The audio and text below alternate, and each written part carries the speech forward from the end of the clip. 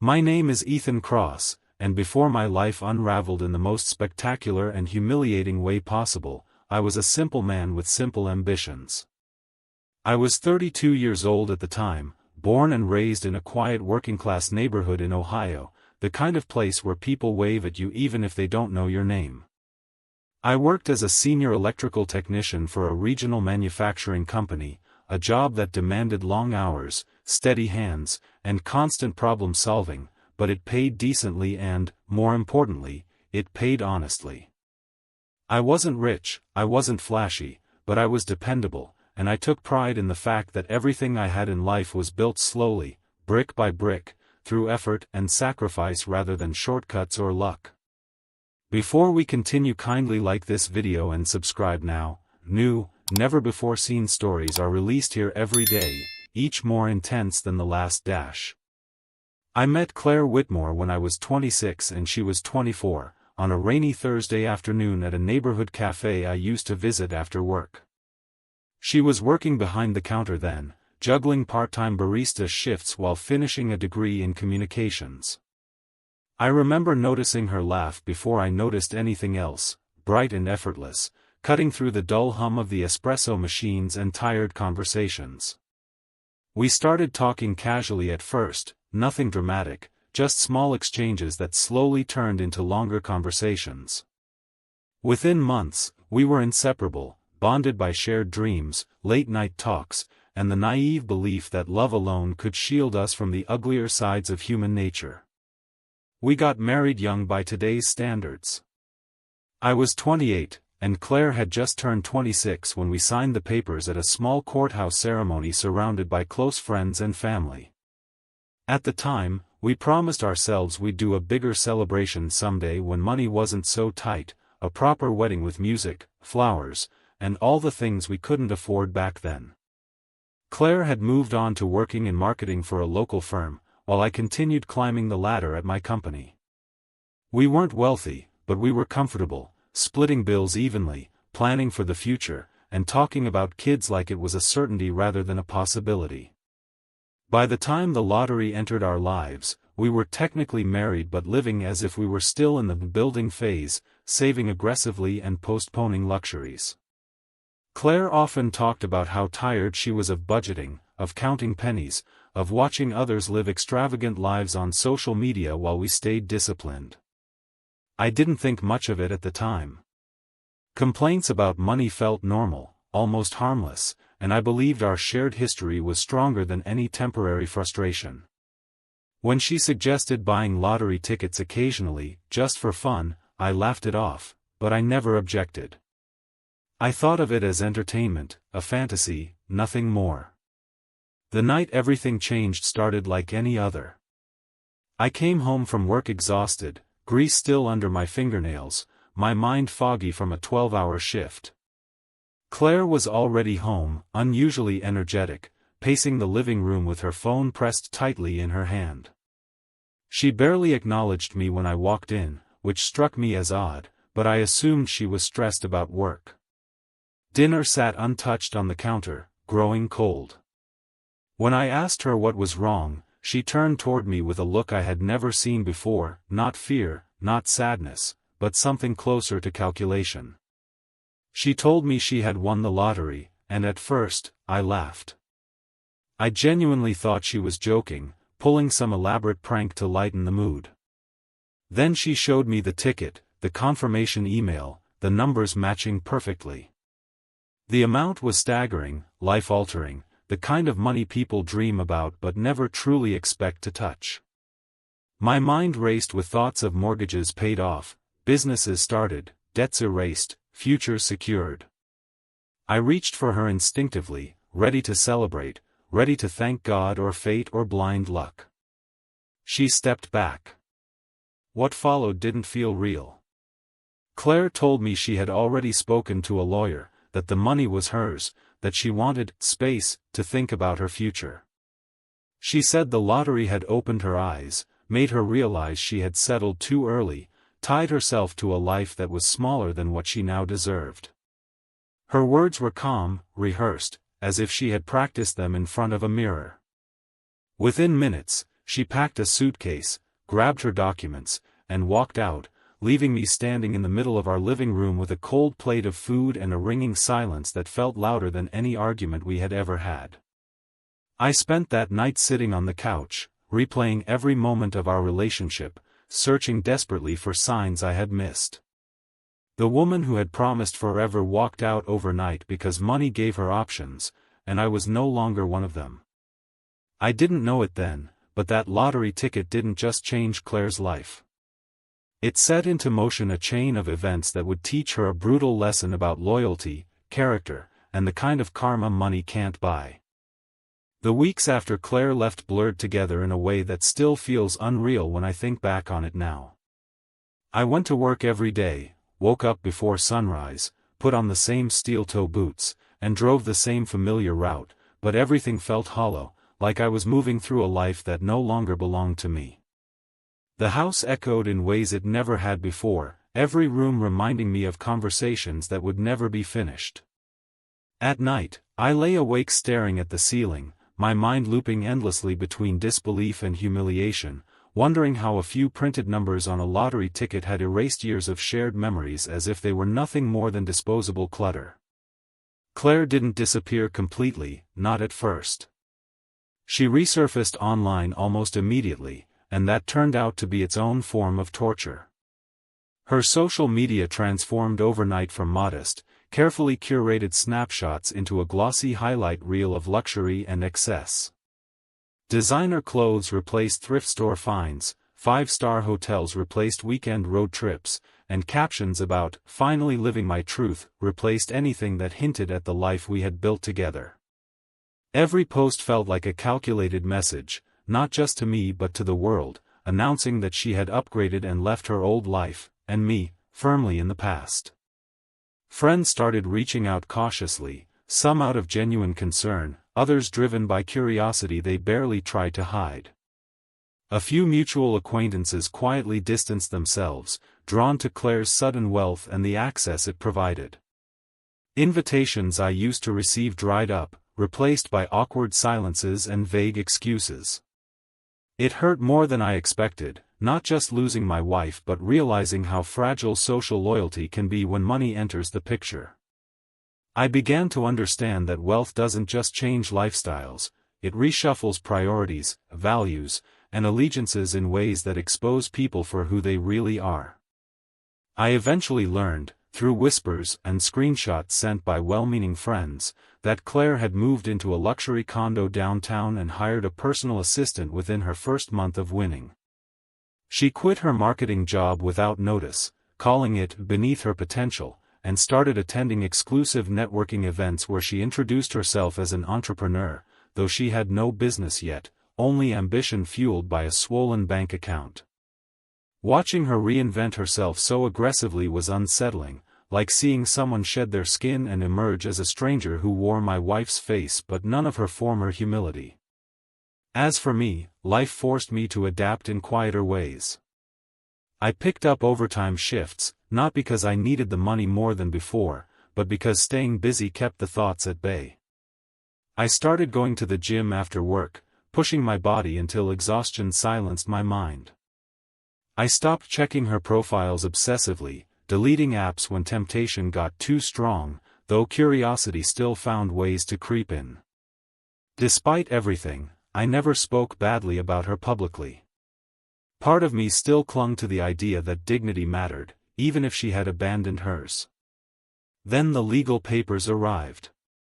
Claire had officially filed to dissolve our marriage, citing irreconcilable differences and requesting minimal contact going forward. Reading those words felt like being erased from my own history, as if our years together could be summarized into a few cold legal phrases. I signed where I was told, not because I agreed, but because fighting felt pointless. The money had given her power, and I had no interest in waging a battle I couldn't win, especially one that would only prolong the pain. What I didn't know then was that money also amplifies flaws. Slowly, cracks began to appear beneath Claire's polished exterior. Stories surfaced about extravagant spending, impulsive investments, and people who stuck close to her wallet rather than her heart. She surrounded herself with advisors, friends, and romantic interests who praised her constantly but never challenged her. From a distance, it looked glamorous, but something about it felt unstable, like a tower built too quickly without a solid foundation. I noticed how her smile in photos seemed forced now, eyes sharp, guarded, always scanning. Meanwhile, something unexpected happened to me. With Claire gone and my future plans obliterated, I began rebuilding my life in ways I never would have considered before. I enrolled in evening courses to expand my technical certifications, pushing myself beyond the limits I had once accepted. I started saving aggressively, not for a shared dream, but for my own independence. Slowly, painfully, I rediscovered who I was without her shadow looming over every decision. The loneliness remained, but it was joined by a growing sense of self-respect. One evening, months after Claire walked out, I received a message from an unknown number. It was short, casual, and unsettling in its familiarity. She asked how I was doing, said she hoped I was well, and mentioned that life had been overwhelming lately. I stared at the screen for a long time before responding, realizing that the power dynamic had shifted, if only slightly. The woman who once believed money had freed her from consequences was beginning to understand that wealth doesn't guarantee peace, loyalty, or happiness. That message was the first crack in the illusion she had built around herself, and though I didn't yet know how the story would end, I sensed that karma was no longer a distant concept. It was moving quietly, patiently, reshaping our lives in ways neither of us could fully control. Claire's message lingered in my mind far longer than I wanted to admit. I didn't respond immediately, not out of spite, but because I needed time to understand what I was feeling. A few months earlier, I would have jumped at any chance to hear from her, clinging to the smallest thread of connection. Now, there was hesitation, a strange mix of curiosity and caution.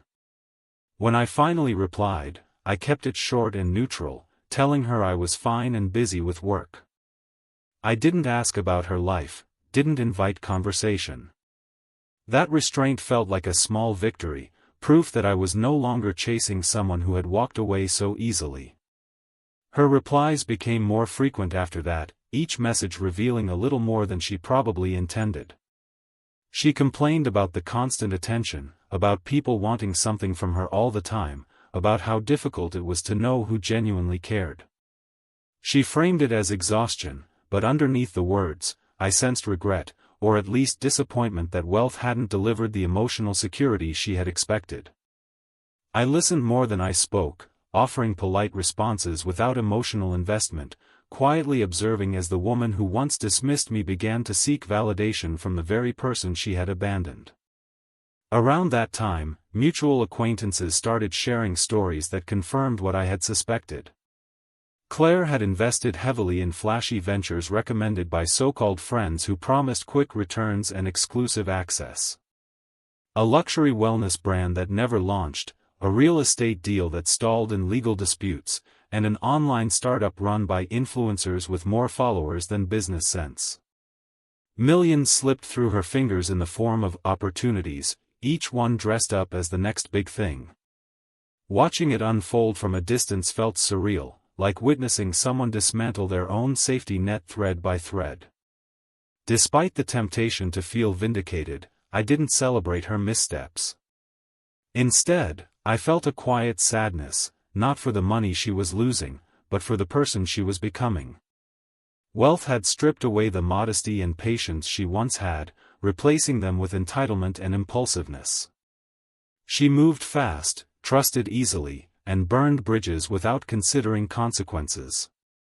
The stability we had built together, boring as it once seemed to her, now looked like a missed anchor she could have used to steady herself in the storm she had created. My own life continued to evolve in parallel, grounded and deliberate. I completed my additional certifications and was promoted to a project lead position, giving me more responsibility and a significant pay raise. For the first time, my future felt self-directed rather than shared by default.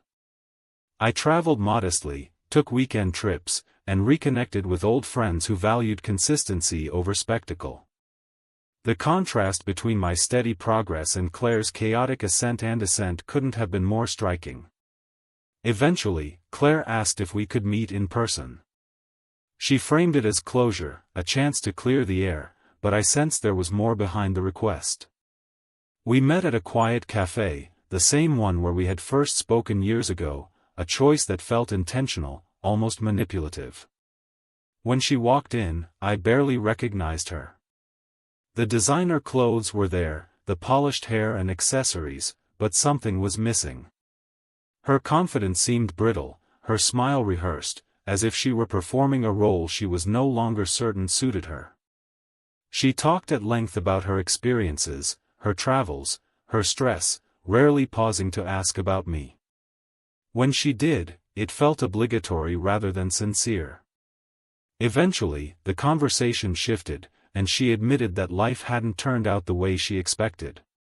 She said money made everything louder, every flaw, every insecurity, every bad decision. She confessed that she missed the simplicity of our old life, the predictability, the sense of partnership. I listened without interrupting, absorbing her words with a calm detachment that surprised even me. When she finally asked if I ever thought about what could have been, I answered honestly. I told her I did, but not in the way she imagined. I thought about how easily she left, how quickly loyalty evaporated when circumstances changed. I told her that trust, once broken, doesn't regenerate just because regret appears. My words weren't harsh, but they were firm, rooted in truth rather than anger. For the first time, I saw her struggle to maintain composure, her eyes darting away as if searching for an escape. We parted politely, but something had shifted irrevocably. That meeting marked the moment I fully understood that the power she once wielded over me was gone. She was no longer the prize or the authority in my life. She was simply a chapter, one that had ended painfully but taught me invaluable lessons about character, resilience, and the real cost of sudden fortune. As I walked away from that cafe, I felt lighter than I had in years.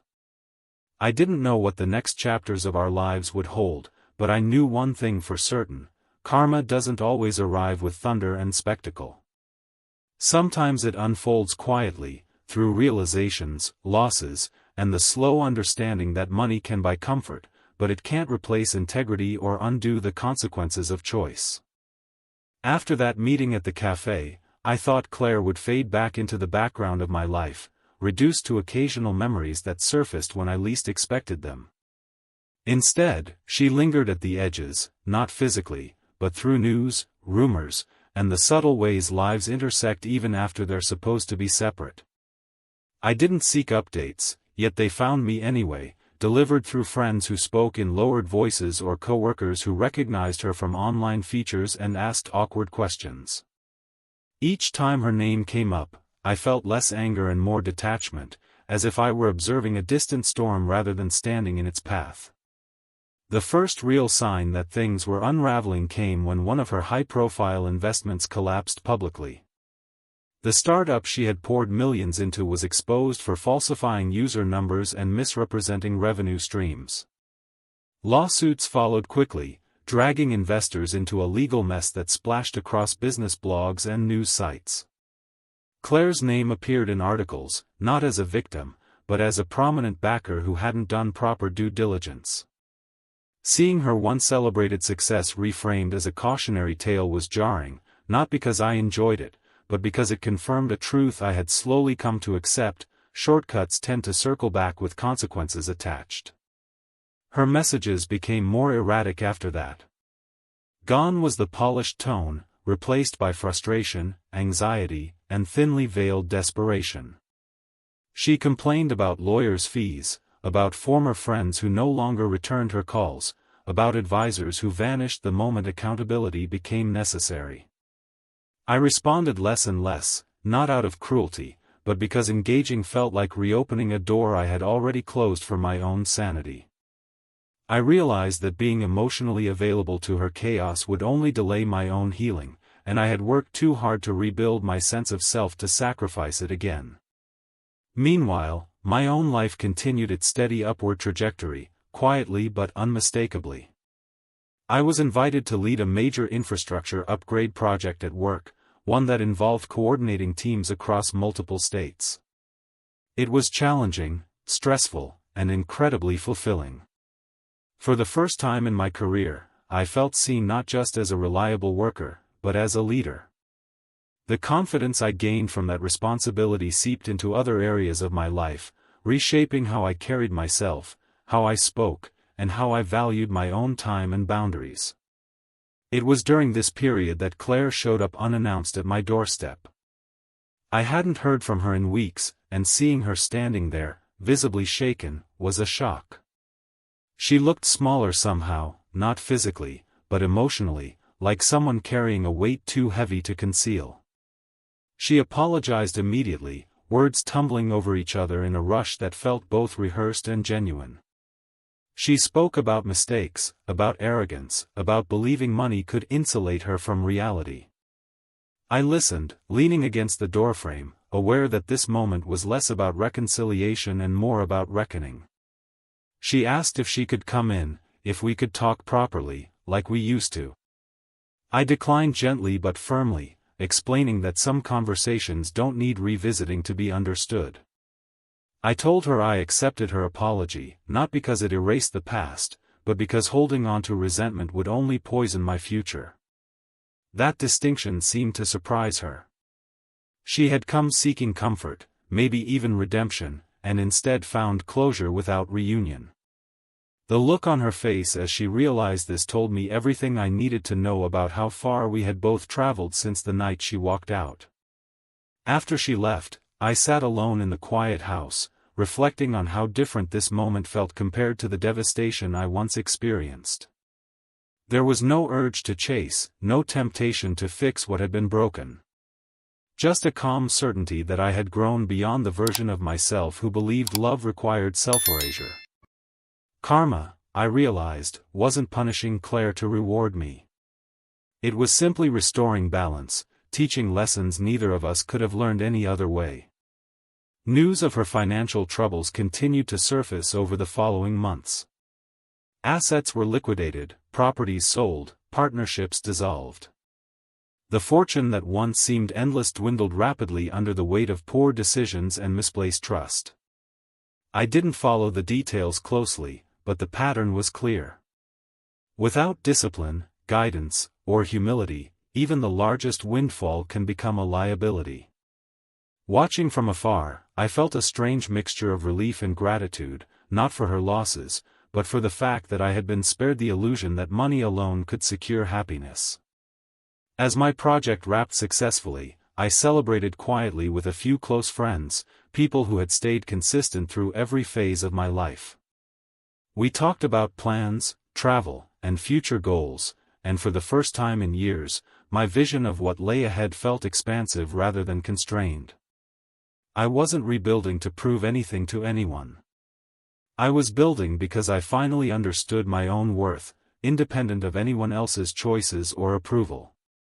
By the end of that year, it was undeniable that karma had done its work, not through dramatic confrontation, but through steady consequence.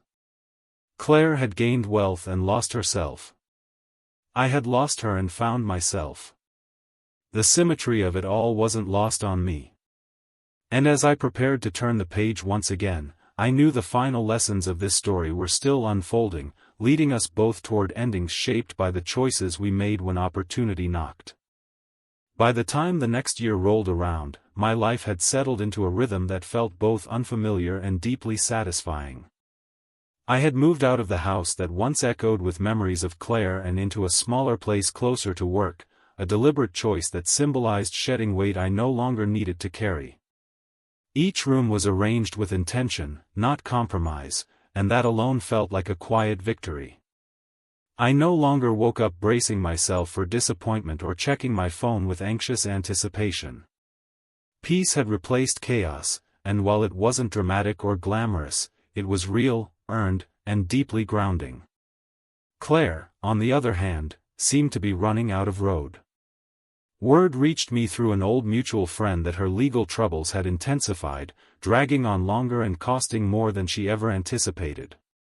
Several lawsuits were still unresolved, and the advisors she once trusted had distanced themselves or turned defensive. The circle that once surrounded her, drawn by money and access, had thinned to almost nothing. I didn't need details to understand what was happening. I had seen enough to know that the same impatience that drove her away from our steady life was now sabotaging her attempts to regain control. One evening, as I was leaving the office after a long but productive day, I received another message from her. This one felt different from the others. There were no complaints, no vague fishing for sympathy, just a straightforward request to talk because she needed help and didn't know who else to turn to. I sat in my car for several minutes before responding, not because I felt torn, but because I wanted to be honest without reopening wounds. I agreed to meet her, not as a husband or even a friend, but as someone who believed in facing the past without fear.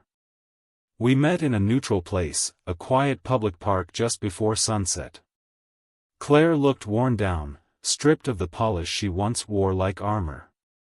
She spoke openly this time, admitting that she had underestimated how fast money could disappear when paired with poor judgment. She confessed that leaving me wasn't just about wealth, but about insecurity, about feeling small and wanting external validation instead of building something meaningful. Hearing her articulate these truths didn't reignite old feelings. Instead, it confirmed what I had already come to understand on my own. She asked me for advice, not money, which surprised me. She wanted to know how I had managed to stay grounded, how I rebuilt when everything collapsed. I told her the truth, even though it wasn't flattering or comforting. I said I accepted responsibility for my choices, focused on discipline, and refused to blame circumstances for my behavior. I explained that consistency and humility mattered more than opportunity, and that shortcuts often come with hidden costs. She listened quietly, nodding, as if each word landed heavier than the last. That conversation marked a subtle but undeniable shift in our dynamic.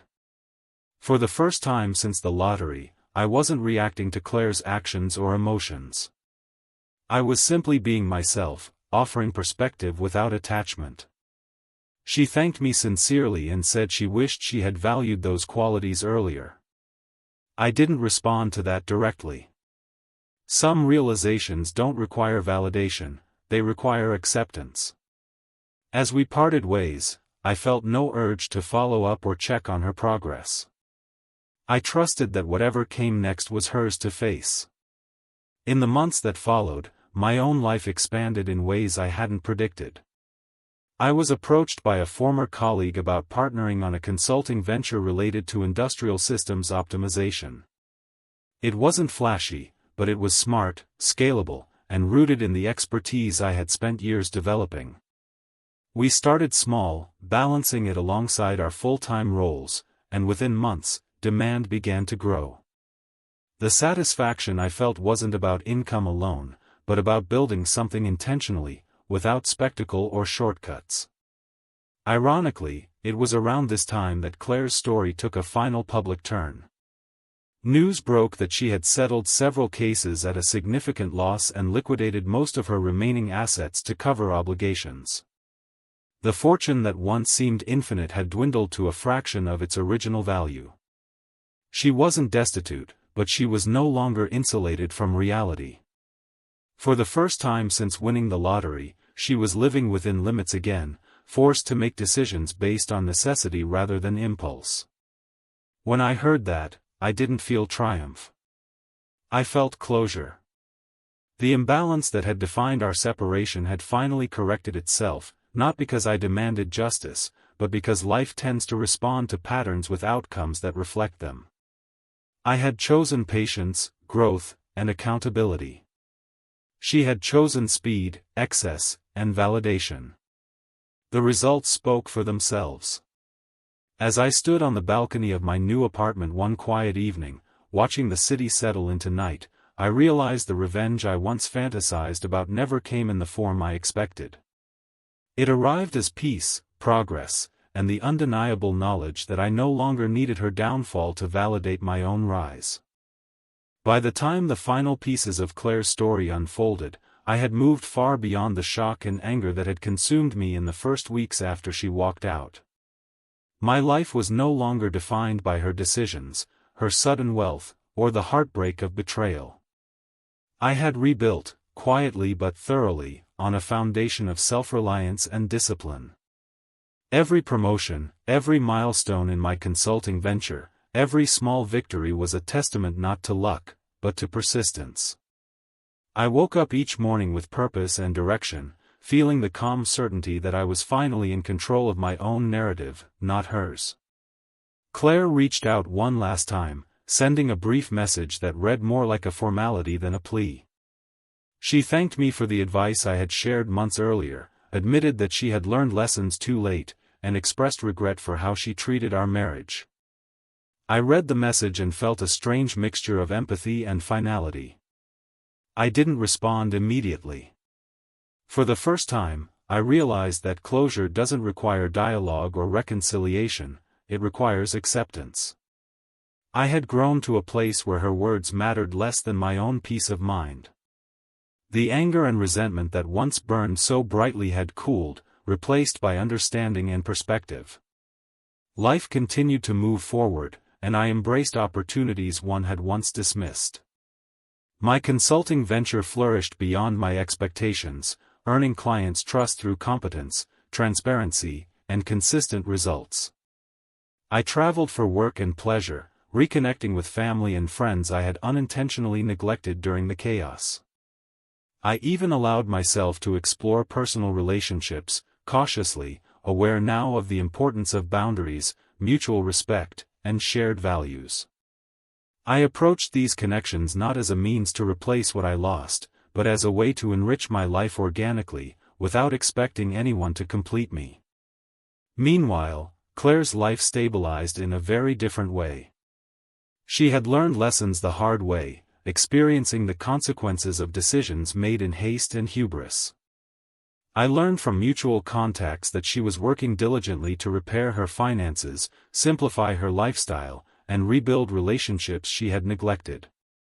It was a quieter existence than her brief life of excess, and I couldn't help but feel that the humbling had been necessary. While I had once fantasized about watching her suffer for the pain she caused, I realized the universe had its own way of teaching lessons, often more effective and lasting than revenge could ever be. One afternoon, almost 2 years after she left, I received an invitation from a mutual friend to a small celebration, nothing extravagant, just a gathering of people who had shared parts of our lives. To my surprise, Claire was there. She approached me with a cautious smile, and this time, there was no pretense. We spoke briefly, exchanging polite words about life, growth, and lessons learned. I didn't feel old wounds reopening, instead, I felt an odd sense of closure. The woman who had once betrayed me was no longer an enemy, but a person who had learned through her own mistakes. It was oddly liberating, not to gloat, not to demand an apology, but simply to witness the natural consequences of choices made. By the time I returned home that evening, I understood something fundamental about life, love, and resilience. True revenge isn't about orchestrating someone else's suffering.